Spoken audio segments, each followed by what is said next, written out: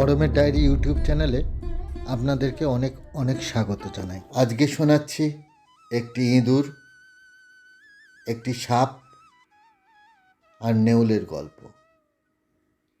একদা এক গর্তে একটি ইঁদুর থাকত।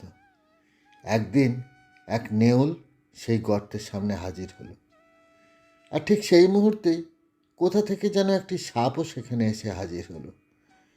তারা দুজনেই ইঁদুরের সন্ধানে এসেছিল, কিন্তু দেখা গেল সাপে আর নেউলে লড়াই বেঁধে গেল। তাদের কারোরই আর ইঁদুরকে মারার কথা মনে রইল না। গর্তের ইঁদুর এদের যুদ্ধে ব্যস্ত দেখে তার গর্ত থেকে বেরিয়ে এলো।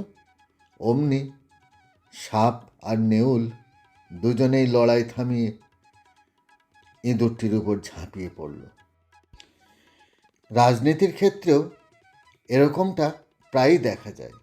বিরোধরত দুই দল যখন দেখে তাদের সাধারণ বিপক্ষ কোনো দল মাথাচাড়া দিয়ে উঠেছে, তখন তারা নিজেদের বিবাদ ভুলে ওই বিপক্ষ দলকেই আক্রমণ করে।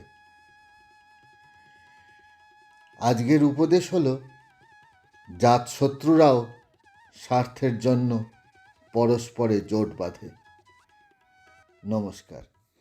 কাল দেখা হচ্ছে আবার একটা নতুন গল্প নিয়ে।